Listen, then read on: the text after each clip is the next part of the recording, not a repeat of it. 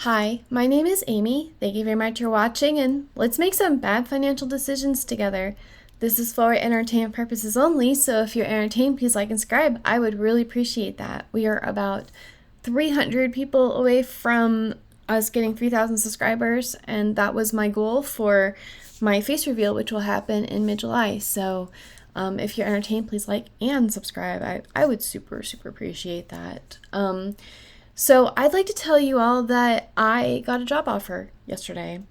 I was not really looking for a job. I did have two interview rounds that I was going through with two different companies, and they were both for Vue.js, which is something that I like way better than what I was doing at my last job.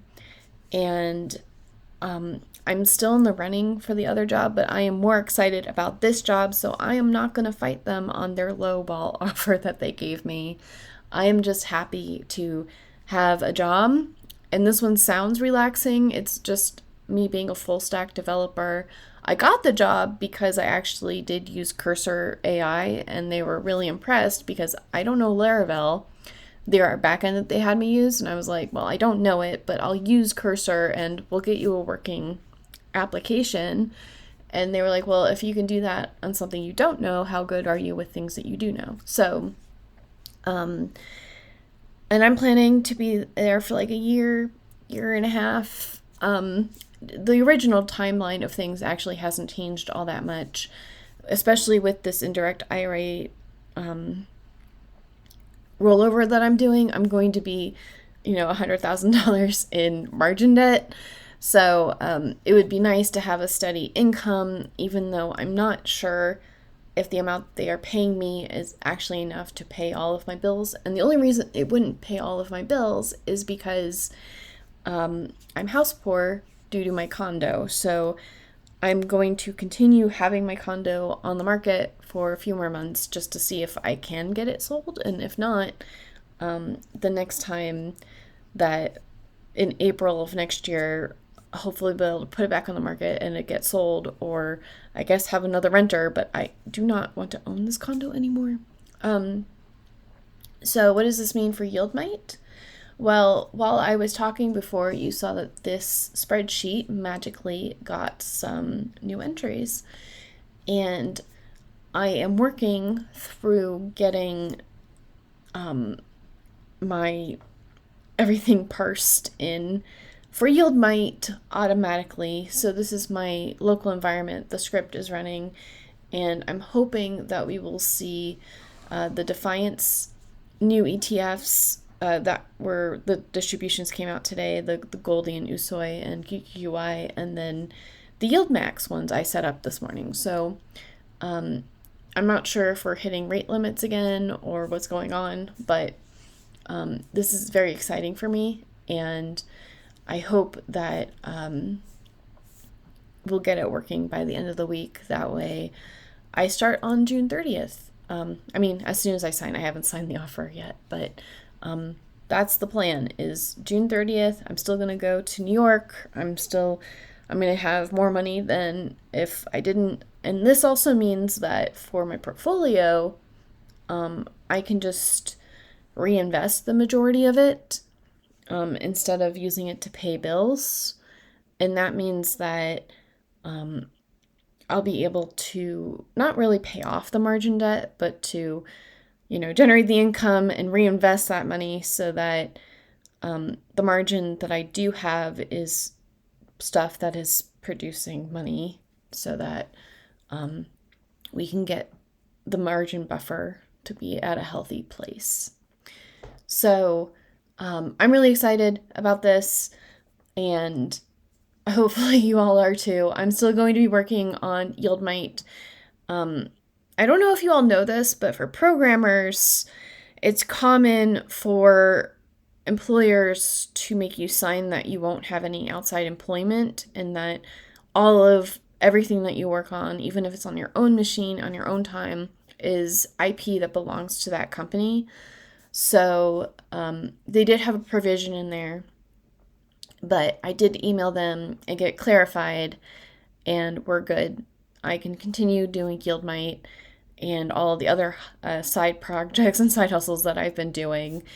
And as long as I continue or I do good work for the company, they probably won't care. So, and just so you know, even though you sign that, everybody signs it, it's not really like, it won't hold up in court if it goes that far, because we're not slaves. Like, things I do on my own time, outside of the work hours, on my own equipment, should be my intellectual property because I'm doing it. The reason why they make you sign that is because what you do work on during work hours is their intellectual property, and so you can't use the knowledge that you've gained from the employer to create your side hustle. So, like if I worked at Robinhood, I probably couldn't continue doing YieldMite because it's a financial application. But like, what I'm doing is basically, I think they have me signing a non-disclosure agreement. So I don't really want to go into exactly what I'm going to do, but it's not interfering with YieldMite, which is what you all are concerned about, hopefully. So yes, I'm still working on getting YieldMite automated. I think that for me, having 150 some odd funds that I'm trying to keep up with all the time is getting a little overwhelming. So just taking the rest of this week to get that in a better state to be automated is good. And then it'll be just like before, where I'll try to find some time every night to improve a little bit onto YieldMite. And so I am listening to what you have to say, where we want the sorting to be a little bit different. We want ROI, we want all this stuff, and we will get it eventually, but it'll be steady as she goes. So what is YieldMite anyway? It is the site that I have built from scratch. And the premise is, if you have $100 to invest right now, how much money would you have gotten from the latest distribution if you had invested before the last declaration date? So this is now sorted by, or it's grouped by weeklies. And so you can get paid on Monday, or the declaration is on Monday, Tuesday, Wednesday, Thursdays, and Fridays. And then you can get paid every 4 weeks, which is mostly yield max, but also a little bit of curve. So these are every 4 weeks. And then we have our monthly. So it used to be that there weren't weeklies and there weren't every 4 weeks. It was just every month. And so what people wanted to do was to get into funds that paid every week of the month, and that way they could get paid weekly. And so we have XPay, and we have week 3 and week 4. It just depends on how things are, what the next declaration date is. So and a lot of these monthly payer ones are really good. I do still like Bitto and SpyT, and SpyEye are good ones. Not that I can recommend anything, but I know that people like the weekly paying are a gimmick, but it is a gimmick that I enjoy. The reason for that is these are cover call ETFs. We know how they have performed because they're paying us from 2 weeks ago. So we've experienced it before. So we know what they've done, but the anxiety about it is just different because they're paying me every single week. So if I get paid this week and then they have a terrible a terrible week next week, I've still gotten paid the previous week and I'm still going to get paid that week. I'm still going to get paid the week after. So another thing that happens with the weeklies is they don't go down as much because the pay is less every week. And so the recovery doesn't have to be that much. Like Ulti, for example, they've started, I think they're at like 8 to 10 cents of a distribution amount, which is still around 100%, but because it's only 8 cents that's coming off of the price, it's been kind of stable since we last spoke of Ulti. So Am I in Ulti right now, or do I have plans on being in Ulti anytime soon? No. I've been burned by Ulti just a few too many times, but I do know that they have changed their prospectus, that they have changed the makeup of what is in their funds, and I do still pay attention to it because I think that as soon as we have another correction like we had in April, that it'll inform me how it's going to behave in the down markets, and maybe I will get in then, because at this point, like, I'd rather get into Ulti when it's at like $5.50 than when it is at almost $7.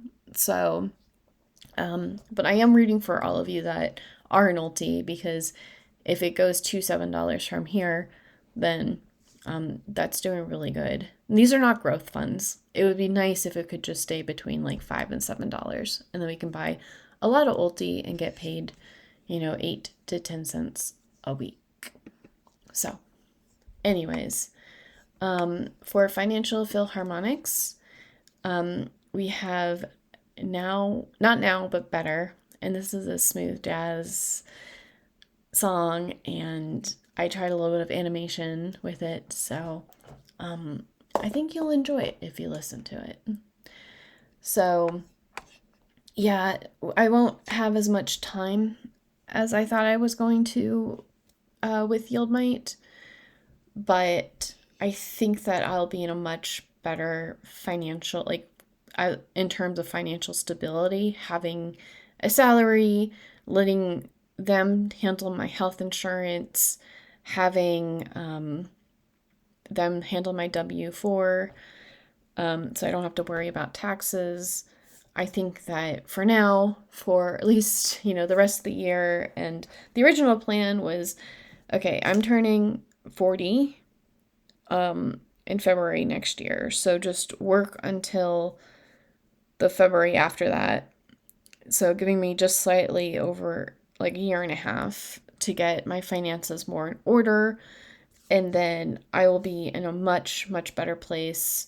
Now that I have basically ransacked everything and everything's in my portfolio, if I have a year of me making enough money to live my life sustainably, then that is also more comfortable than when I had $30,000 or almost $40,000 in my portfolio and being like, yeah, I'm pretty sure that I can I can retire right now. And everyone was like, no, actually you can't. So we'll see how it works out. And yeah, wish me luck. Talk to you later. Bye.